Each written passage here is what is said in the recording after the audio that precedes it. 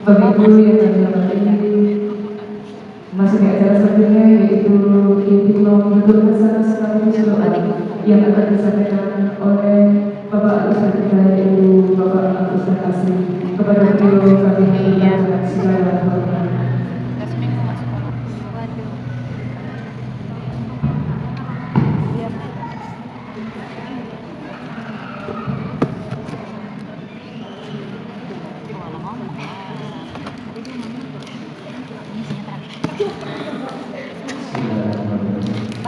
Assalamualaikum warahmatullahi wabarakatuh.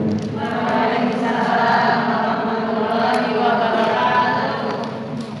Alhamdulillahirrahmanirrahim wa alamin wa sallallahu taqabbal minna wa taqabbal minkum kullu amin wa alhamdulillah. Asyhadu an la ilaha illallah wa asyhadu anna Muhammadar rasulullah. Allahumma shalli ala sayyidina Muhammad wa ala alihi wa sahbihi wa barik. Alhamdulillah,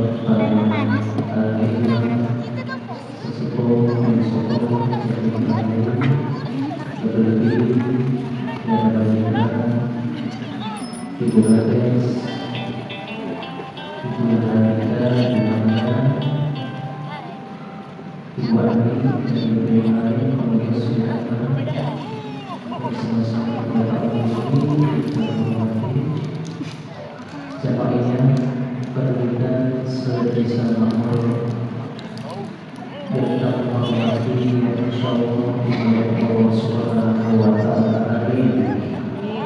Adik-adik kasih dan cinta yang sama-sama dikasih dan cinta. Hadirin Allah Subhanahu wa taala. Bersyukur kita kepada Allah Subhanahu wa taala. Siang sore hari kita bisa berpuasa termasuk stabil di masjid yang mulia dan kemuliaan Allahumma alhamdulillah. Salawat dan salam kita sampaikan kepada Rasulullah dan mengucapkan kalimat salam Allahumma shalli ala sayyidina Muhammad wa ala ali sayyidina. Semoga kita semua hendak dipercepat atas syafaat baginda Nabi besar Muhammad sallallahu alaihi wasallam. Allahumma amin ya rabbal alamin. Ngantuk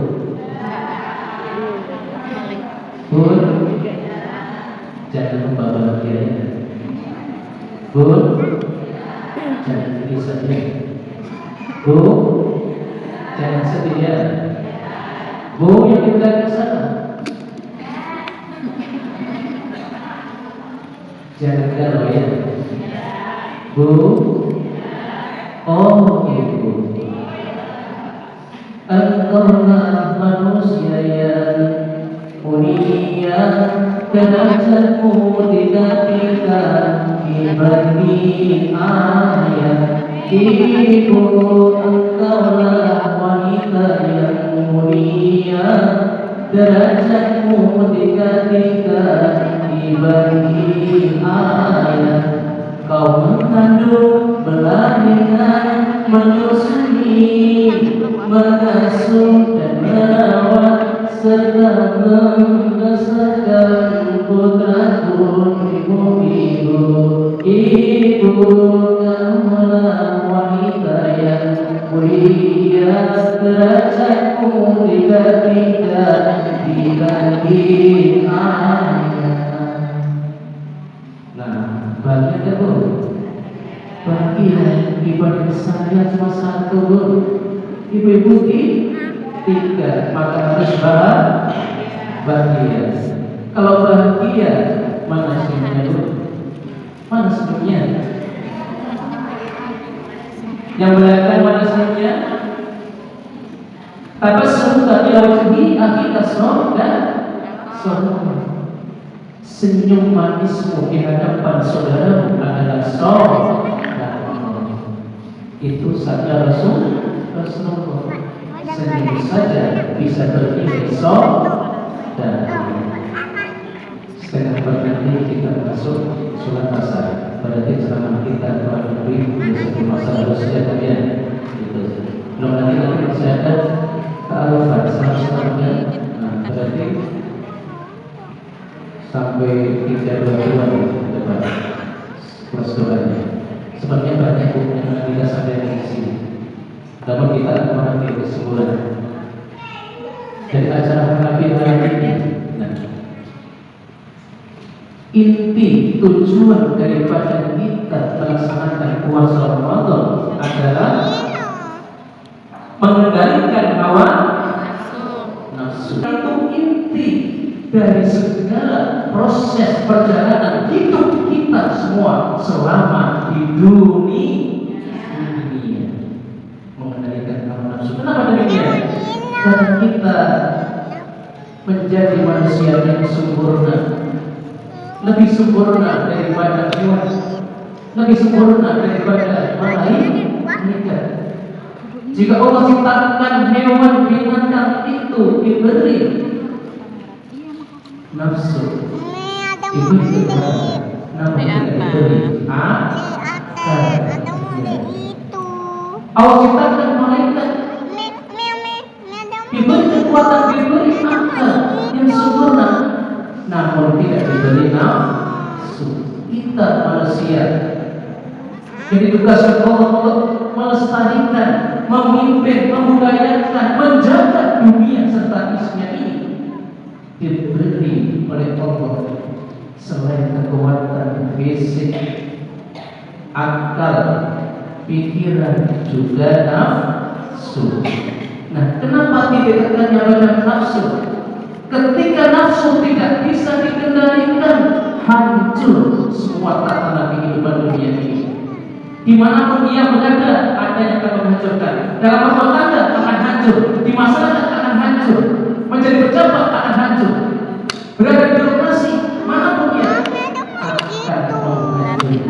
Kalau tidak mampu, dia sanggup mengendalikan hawa nafsu. Maka dalam riwayat apa yang lagi disebutkan Rasulullah bersabda,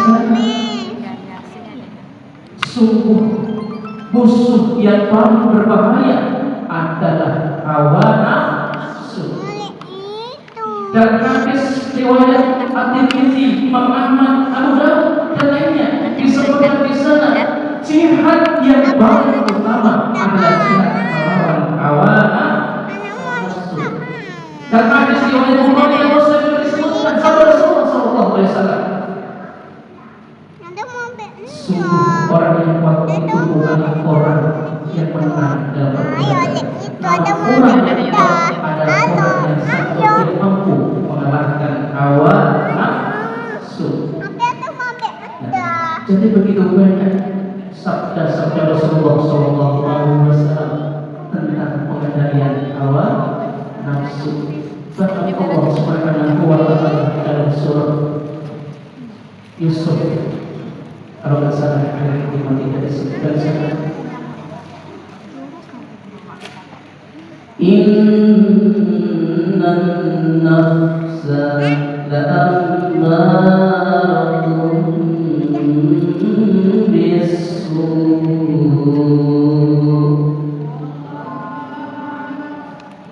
Karena sesungguhnya hawa nafsu itu selalu dorong kepada kejahatan. Illa ma rahima rabbi, kecuali hawa nafsu yang diberikan oleh Allah. Nah, maka kita pas di sini, kenapa bulan Ramadan yang paling berat adalah memerangi, mengendalikan hawa nafsu. Itu inti dari menjalankan ibadah puasa. Menahan diri dari lapar, haus, dahaga. Itu untuk tubuh kita. Menahan diri dari perbicaraan, dari kata-kata yang kurang berkenan, yang kurang baik, yang kurang teratur, yang tidak bermanfaat, yang mengandung maksiat. Menahan diri dari mata, dari pandangan yang maksiat, pandangan yang tidak ada unsur kebaikannya, telinga yang mendengarkan yang kurang baik. Ditahan, menahan hawa nafsu. Dari lisan, dari bibir ini, dari telinga ini, dari mata ini, dari hati ini, dari rasa-rasa yang iri, dari prasangka-prasangka yang tidak baik dihilangkan, dilatih selama bulan suci Ramadan. Nafsu yang dirahmati oleh Allah, maka kita dilatih di sini di dalam bulan suci Ramadan selama sebulan untuk nafsu, untuk beribadah, untuk sholat, untuk bersedekah, untuk berbagi, untuk menyatu, untuk berbuat baik. Banyak sekali di situ karena nafsu yang diberi rahmat oleh Allah. Itu tafsir dari surat Yusuf ayat 53. Pengalaman surah. Ibu yang dirahmati Allah Subhanahu wa Ta'ala. Kalau nafsu tidak sanggup dikendalikan, maka dalam surat yang lain, Al-Kahfi misalnya, bisa dibuka secara surat ayat Al-Kahfi ayat 26 sebutnya di sana, ditafsir di situ. Nafsu itu menjadi awal kehancuran kita atau pelakunya. Kalau kita bermasalah, kita akan dipercayai, tidak dibenci. Kalau dalam rumah tangga, kita tidak disenangi, kita dibenci, dimusuhi, bahkan diusir dari rumah tangga, di keluarga. Kalau kita bekerja di instansi atau di perusahaan atau di mana kita bekerja, di situ pun kita tidak akan bertahan lama. Kenapa? Unsur nafsu yang satu kita kendalikan, yang akhirnya menjerumuskan kita pada kerusakan yang akhirnya akan kita rasakan sendiri. Maka Allah mewanti-wanti, Allah mengingatkan, manti-manti mengingatkan kita semuanya untuk menjaga, mengendalikan hawa nafsu. Maka selanjutnya setelah berlatih kita mengendalikan itu, di bulan Syawal ini kita tingkatkan. Kita puasa setelah tahu pengendalian hawa nafsu, terus kita nafsu yang baik, ibadah, beramal soleh kita tingkatkan. Maka di situ terbentuk filter hidup kita, diri kita, jadi diri kita.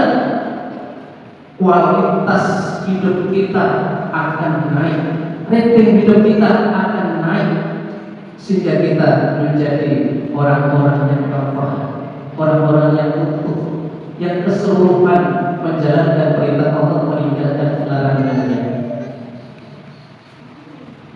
Bu, ngantuk? Kok lucu ya begitu?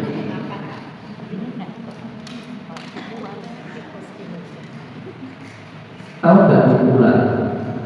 Ular tahu? Ular al-Betawi, ular nasional, ulo atau aluse bahasa dua ini Solo sawar, sawar aluse. Terus tahu ular bu? Ular itu apa? Ular. Sebenarnya tadi saya nyari ular takut saya dapat kelongsokan yang sangat besar, ukuran besar ini di belakang sana. Nah, ular tidak dapat. Nah, kelongsokan saya takut teman ketiga. Nah, ularnya juga takut nanti makanya gitu. Untuk contoh, karena bulan belajar kalau ada contohnya itu kan kena, itu termasuk gitu ya. Nah, apa perbedaan ular sama ular? Ular berbulu, ular ada. Ular berpisah, ular berpisah, ular bulunya tiga. Yang saya maksud tadi ular sama ular ini juga masing-masing melaksanakan proses puasa. Puasanya ular kurang lebih membuat hari ular itu berpuasa, menahan diri dari hawa nafsu. Tapi setelah selesai puasa, ternyata ular tetaplah ular. Ular hanya merubah fisiknya, ular hanya merubah penampilannya, luarnya saja nampak indah, nampak tampan ataupun cantik. Luarnya ini ular, namun ular tetaplah ular, pemangsa juga tetap ditakuti karena bisanya tetaplah menyakitkan, bahkan mematikan. Itu ular. Dia sering berpuasa. Kata sekarang kalau sudah mau ganti kulit itu yang sudah rusak, diganti yang kinclong, begitu, glowing. cuma mengerti dan menambah kekuatannya. Itu ular, tapi tetap ular, tetap berbahaya. Sementara sekarang kita tengok ular, tahu ular? Itu mau, kalau tidak ada saya contoh, itu mau pegang ular kan? Tidak mau. Ular dulu kecil, mau pegang. Kenapa tidak mau? Geli. Ular itu bulu satu aja bikin gatal, sakit. Itu ular. Nah, siapapun sepakat takut dan tidak berani sama ular. Nah, apa jadi sebabnya? Kecil atau besar? Karena banyak dibenci, banyak ditakuti, maka si ular ini terus merasa, aku harus berubah. Aku harus punya tekad, kualitas hidupku harus berubah.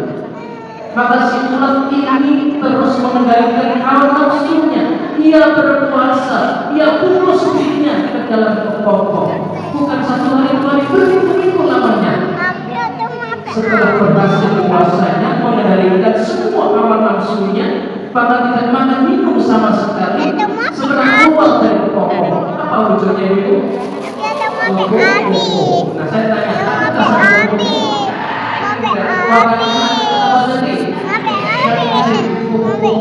nah, dari menakutkan menjadi menyenangkan, dari menyakitkan menjadi menyenangkan, tidak menyakitkan sama sekali, bahkan ketika dipegang bulu halusnya itu akan nempel, tak terasa sama sekali saking halusnya si kuku.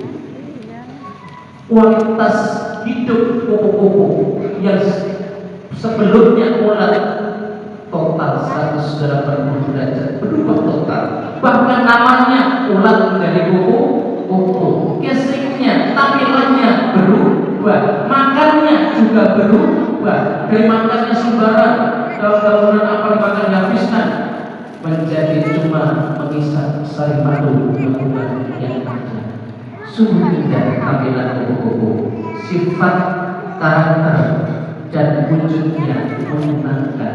Itulah sesungguhnya sebenarnya yang diinginkan setiap kaum muslimin dalam setiap menjalankan selama bulan suci Ramadan. Maksudnya gimana setelah Ramadan? Dari yang menakutkan menjadi menyenangkan. Nah, seperti itu tampilannya dari yang tidak terlalu macam-macam menjadi rapi. Nah, tapi kayak begini tampilannya rapi, pakai busana, pakai jilbab, kenapa ini? Menyenangkan, menyejukkan dipandang. Kalimatnya dibangun dengan kalimat yang santun, dibuang jauh-jauh kata-kata kalimat perkataan yang menjauh yang tidak baik, apalagi mengandung unsur maksiat. Telinganya juga suka mendengarkan lantunan ayat surat Al-Quran yang indah seperti tadi lantunan tadi. Sholawat Nabi, lagu-lagu yang Islami, lagu yang umum bisa tapi disitu ada unsur motivasi untuk buat kita. Telinganya, mata kita, pandangan kita, penglihatan kita, netro pokoknya Islami. Nah, netro ini kan bahasa halus yang bunyi. Nah, itu kan kalian budaya itu pianto dari Solo ini lembut halus itu bahasa netro itu mata. Kalau mata harus kasar, mata luar biasa kasarnya. Tapi kalau Indonesia biasa mata itu penglihatan. Semuanya kita tampilkan dari mulai busana yang indah, pergerakan kita yang sewajarnya, kalimat kata-kata kita yang indah, mata kita tundukkan tidak jelalatan ke atas, ke samping atau ke bukan matamu.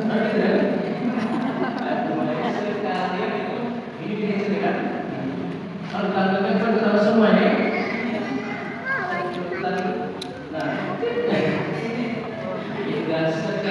Bukan itu dimaksud, tapi penampilan di situ orang melihat termotivasi punya si A bisa begini, si U bisa begini, si kakak bisa begini. Indah bukan hanya penampilannya, bukan hanya baju-bajunya yang baru, namun juga Masya Allah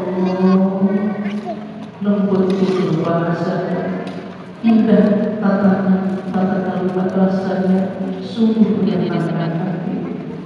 senyumnya selalu mendapat setiap dia berjumpa dengan siapa.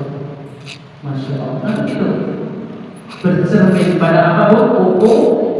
Kuku berubah. Ini bulan peningkatan. Nah, setelah kita mampu menekankan, mengontrol, mengendalikan, menahan hawa nafsu, apa hadiah yang diberikan kepada kita tuh? Hadiahnya tentu surga. Di berbagai kitab bisa dibaca, orang yang mampu menahan nafsu akan membagi surga kembali. Apa sebab? Namanya surga ma'wa. Surga ma'wa itu terbuat dari jamrah yang hijau yang indah, yang luar biasa. Pintu masuknya itu kalau dipanjangkan panjang barat sama timur, utara dan selatan, saking lebarnya, warnanya yang sangat indah, hijaunya itu kita nggak bisa bayangin karena belum nampak. Bukan hijau seperti bungkus makanan sedang ini, bukan hijau seperti cacar yang ada ini, tapi hijaunya jamrah yang indah mempesona. Di dalamnya kita apa saja ada. Ibu mau makan apa? Ada. Mau buah apa? Ada. Ibu yang tersirat dalam benak pikiran yang menginginkan makanan atau keindahan ataupun menikmati tubuhnya kasur, lipat-lipat sofa-sofa di sana lengkap disediakan oleh Allah. Jadi Rasulullah pernah bersabda, surga itu akan memanggil kalau sholat lewat pintu sholatnya, kalau sebentar lewat pintu surga, kahnya kalau orang pertama lewat amalnya lewat pintu masing-masing. Kalau pasar Ramadan lewat pintu apa? Ar-Royan. Lalu Sayyidina Abu Bakar As-Siddiq Khalifah pertama bertanya pada Rasulullah, "Ya Rasulullah, adakah hamba nanti seorang yang dipanggil dari semua pintu?" Rasulullah jawab, "Ada, wahai sahabatku, dan semoga itu salah satunya yang akan dipanggil dari seluruh pintu surga yang ada." Masya Allah. Ibu pengen nggak tuh? Pengen dipanggil dari segala arah pintu surga? Dari mulai surga ada Firdaus, dan Ma'wa dan seterusnya. Di situ pengen tidak? Pengen. Kalau pengen, maka lakukan apa yang ibu bisa. Pertama, agama sholat. Terus apa lagi bagi ibu? Tutup aurat, ketika keluar, bungkus. Ya. Ibu pengen bernilai mahal apa enggak? Mahal. Nah, kalau mahal, contohnya bagi ibu pergi ke toko, barang-barang mahal itu dikubur, diumburkan gitu, atau nanti dibaca dibungkus. Bahkan bukan cuma dibungkus ya, masih di dalam lemari atau kaca. Dia tidak pernah debu. Tapi ibu tengok yang mungkin 5.000-an atau di sini terkenal 35-an kan begitu. Maka tinggal pilih diumbur di kota itu. Kalau ibu berkeramaian atau sesuatu yang itu. Nah, pengen yang murah atau pengen yang mahal? Nah, kalau mahal itu tadi kalau keluar terus maka ibu nampak sederhana itu. Nah, waktunya sudah berhabis. Kita satu dekat. Jadi intinya puasa menahan nafsu. Pengendalian nafsu gak akan bisa dihilangkan. Siapa saja kita ini punya potensi berbuat salah. Kita punya potensi berbuat maksiat. Kita punya potensi untuk berbuat baik. Itulah inti untuk mampu mengendalikan hawa nafsu. Itulah nafsu itu, sehingga akan mendatangkan kemaslahatan, kebaikan, kenyamanan, ketentraman, keindahan, dan berujung pada kebahagiaan. Yang bahagia itu bisa dinikmati bagi setiap pelakunya, kita semuanya, keluarga, masyarakat, dan hidup bertetangga maupun dimanapun kita berada. Amin. Dan di penghujungnya kita selesaikan setelah selesaikan dengan Allah melalui vertikal ibadah sahabat, kita selesaikan dengan sesama manusia. Kita jemput panggilan kalimat tadi, wassalamu alaikum warahmatullahi wabarakatuh. Kita jemput ampunan Allah. Kita mohon ampun kepada Allah dengan sebenar-benarnya.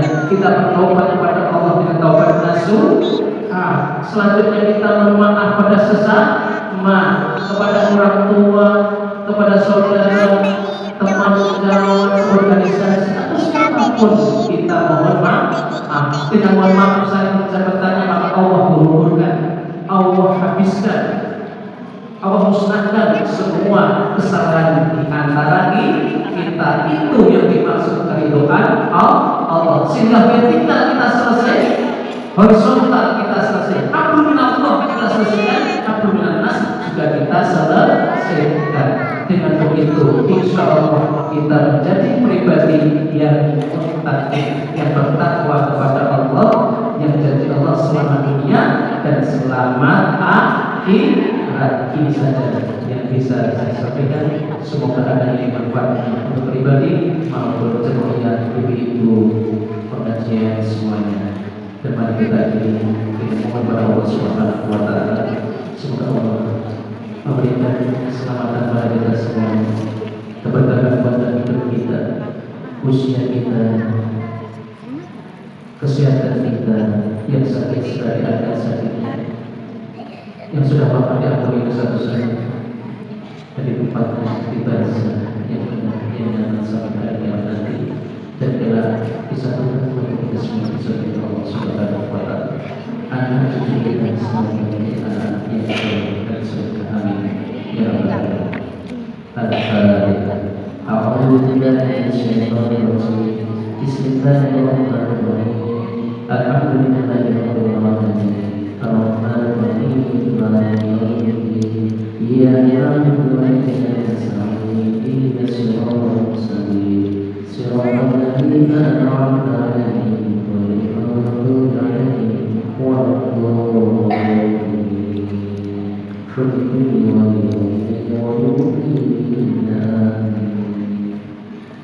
أعوذ بالله من الشيطان الرجيم. بسم الله الرحمن الرحيم.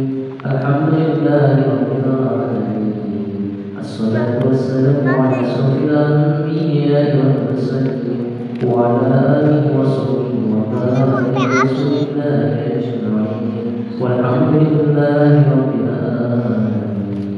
Ya Allah, Ya Rahman, Ya Rahim. Assalamualaikum ya Rasulullah. Assalamualaikum ya Habibullah. Assalamualaikum ya Nabiyullah. Allahumma salli ala Sayyidina Muhammad wa ala alihi Sayyidina Muhammad. Rabbana zalamna anfusana wa lam taghfir lana wa tarhamna lanakunanna minal khasirin.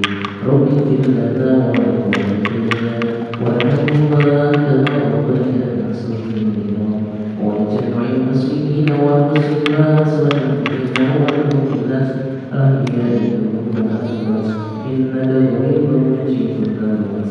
Allahumma inna nas'aluka al-huda wa al-huda wa kulla 'amalin tuqarribuna ilaika bihi. Allahumma arzuqni ziyarata wal madinata was samaa. Allahumma sallimna wa sallim lana wa sallim li baitina wa sallim lana.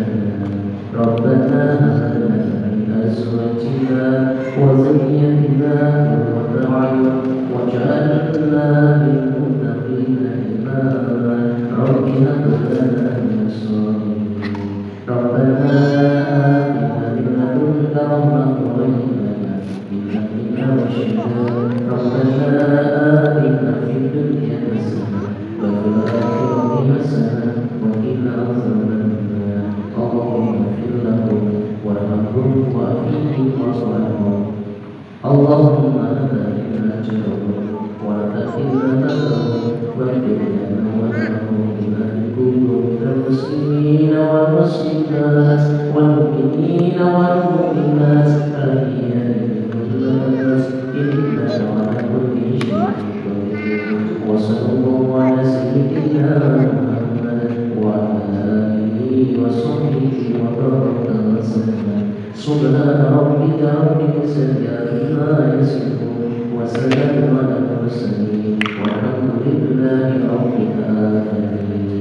Taqabbalallahu minkum innahu yuhibbut tawwabin.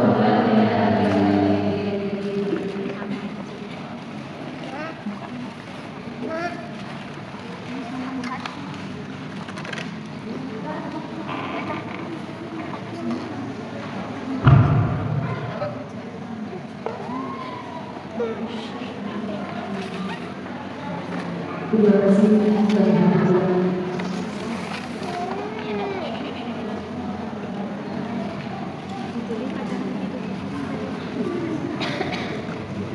Terima kasih menunjukkan kepada saudara yang tausiahnya. Semoga apa yang disampaikan itu dapat bermanfaat bagi kita semuanya. Kita dapat mengambil hikmah dan semoga pada kita bersama. Amin.